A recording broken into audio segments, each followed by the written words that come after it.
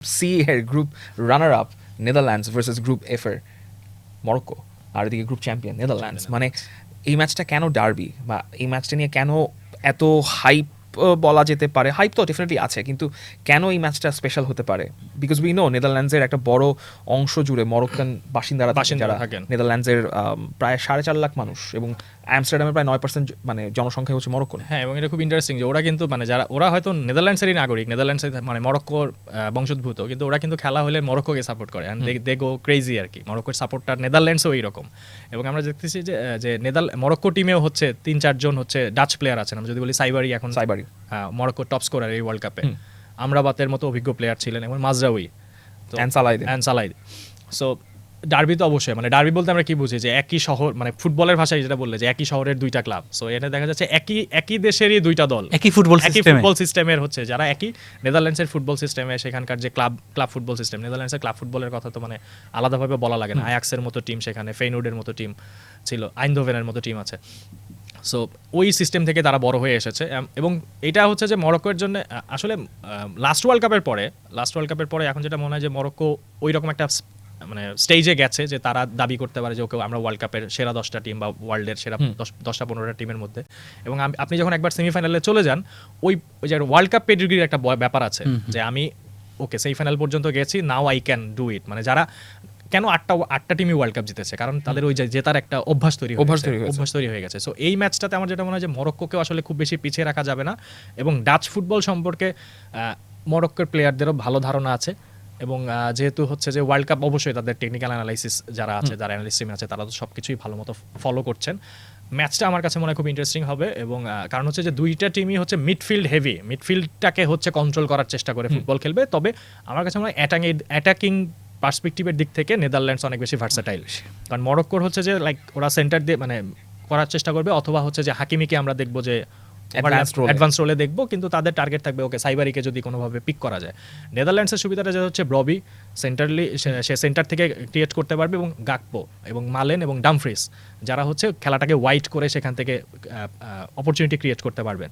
So যেটা মনে হয় যে মিডফিল্ডে যেটা হয় এই ম্যাচটাতে, আমার যেটা মনে হচ্ছে যে মিডফিল্ড হেভি থাকার কারণে আমি মানে দুই টিমই দুইটা টিমকে নিউট্রাল করার চেষ্টা করবে, বাট অ্যাটাক ওয়াইজ আমি বোধহয় যে নেদারল্যান্ডসকে আমি একটু এগিয়ে রাখবো মরক্কোর চেয়ে।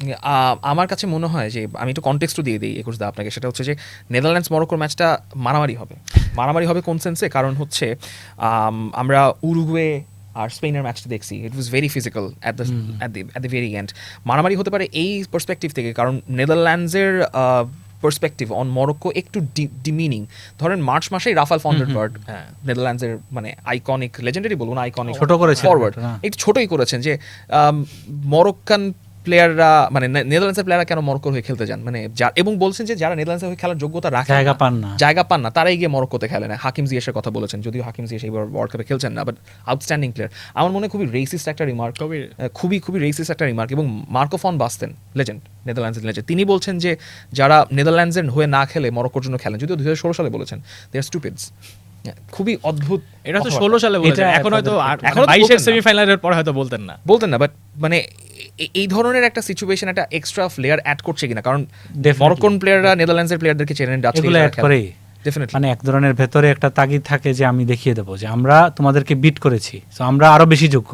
তো সেটা করার তাড়না তো তাদের ভিতরে থাকবে। আমার মনে হয় সেই জায়গা থেকে একটা হাই ইন্টেন্সিটি থাকবে খেলার মধ্যে। এমনিতেই তো নকআউট, তার মধ্যে যদি এগুলো থাকে তাহলে তো কথাই নেই, একটা মানে আমরা অনেক অ্যাটাক কাউন্টার অ্যাটাক দেখবো। বাট আমার কাছে মনে হয় যে নেদারল্যান্ডের গোল স্কোরার বেশি, এক্স্যাক্টলি গাকপু, সামারভিল, তারপরে ব্রবি আছেন, ব্রবি তো গোল করলেন নেমেই। গাকপুর অবশ্য জানি না, ওনার পার্সোনাল একটা ইস্যু হয়েছে, জানি না উনি খেলবেন কিনা, বাট তারপরও এবং মিডফিল্ড থেকে ডামফ্রিস, মানে ওদের গোল করছে, অনেক লোক বেশি গোল করছে। এবং মরক্কোর সেই জায়গায় একটা সমস্যা, সাইবারি গোল করছেন, এর বাইরে কিন্তু হাকিমি উনি তো সবসময় এটা ইয়ে করেন, বাট সাইবারি কিন্তু বেশি, অন্য কেউ কিন্তু ওইভাবে গোল করছেন না। এবং লাস্ট ওয়ার্ল্ড কাপেও আমরা দেখলাম যে খুব বেশি যে তারা গোল করে তা না, মানে একটা গোল সেটাকে আবার হোল্ড করে তারা আগায়। তো সেই জায়গায় তাদের ওই ডিফেন্সের অনেক পরীক্ষা হবে। তারা যদি একাধিক ম্যাচেস মানে ওয়ার্ল্ড কাপে অ্যাবসলিউটলি তারা যদি মানে একাধিক গোল কনসিভ করে, তাহলে কিন্তু মানে ডিফিকাল্ট হবে আর কি। আবার নেদারল্যান্ডসের ওই ইয়াটার কথা আমরা বলতে পারি যে তারা আসলে 90 মিনিটসের মধ্যে হারে না। হ্যাঁ, সো এটা রেকর্ড আছে না কত সাল থেকে? 2006 এ হচ্ছে নেদারল্যান্ডস সেকেন্ড রাউন্ডে পর্তুগালের কাছে হেরেছিল। ওই এই যে আপনি ইন্টেন্সিটির কথা বললে তো ওই ম্যাচটা চলে আসে, ব্যাটল অফ নুরেমবার্গ। সো সব মিলে বোধহয় কত 16টা হলুদ কার্ড, 4টা লাল নেদারল্যান্ডের কার্ড, অনেক রকম ইতিহাস আছে না? 2010 এর ফাইনালটাও বলতে পারেন। বাট ওই ম্যাচটা জাস্ট মানে বেশি ছিল। বাট ওই ম্যাচের একটা দৃশ্য তো আমার খুব পছন্দের, ওই যে লাল কার্ড পাওয়ার পরে যে ব্রুঙ্কহার্স্ট আর বোধহয় ডেপো দুইজন কাঁধে হাত দিয়ে ভ্যান ব্রুঙ্কহার্স্ট যে ওরা গল্প করছিল যে আসলে কি হলো। সো 2006 এ নেদারল্যান্ডস লাস্ট হচ্ছে 90 মিনিটের মধ্যে একটা নকআউট ম্যাচ হেরেছিল। এরপরে আমরা যদি দেখি যে আর্জেন্টিনা ফুল টাইমে কখনো ওরা হারে নাই। আর্জেন্টিনার কাছে 2বার পেনাল্টি শুট আউটে, 14তে সেমিফাইনালে, লাস্টবার হচ্ছে কোয়ার্টার ফাইনালে হারলো। এর আগের পরিস্থিতিগুলো এরকমই, হয়তো এক্সট্রা টাইমে গিয়ে স্পেনের সঙ্গে ফাইনালটা হারলো এক্সট্রা টাইমে গিয়ে।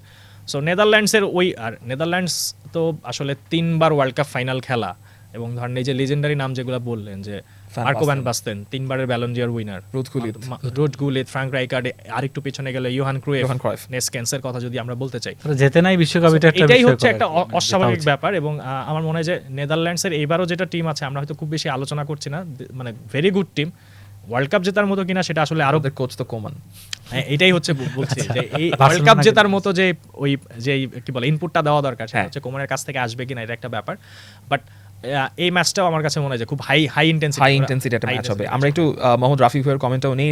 নেদারল্যান্ডস ম্যাচটা জিতে যাবে, কিন্তু খুবই মজার হবে। আমার মনে হচ্ছে 90 মিনিটে খেলা শেষ হয়ে যাবে, আর যদি এক্সট্রা টাইমে যায় বা টাই ব্রেকারে যায় তাহলে মরক্কো জিতে যাবে। আরেকজন বলছেন মোহাম্মদ খায়রুল আমিন, ভাই মরক্কো কি লো ব্লকে খেলবে, কাউন্টারে যাবে, ব্যাপারটা কি এরকম? মরক্কো লো ব্লক বলতে হচ্ছে মরক্কো তো আসলে লো ব্লকে খেলে না, ওরা মিডফিল্ডটা কন্ট্রোল করে খেলা চেষ্টা করে। ওরা হচ্ছে মিড ব্লকে খেলে, 5টা মিডফিল্ডার যেহেতু থাকে কাইন্ড অফ 4-2-3, ব্রাহিম থেকে শুরু করে ওনহি, বুয়াদ্দির কথা আছেন, এল আইনি আছেন, সো হ্যাঁ বিলাল খানাস আছে। সো ওরা মিড ব্লকটাই খেলবে, ওরা আসলে লো ব্লকটা খেলবে না, আমার যেটা ধারণা। আরেকজন লিখছেন নেদারল্যান্ডসের ফুটবলের ঐতিহ্যের কাছে মরক্কো হেরে যাবেন। আমরা প্রেডিকশনটা করে ফেলি, মরক্কো নেদারল্যান্ডস।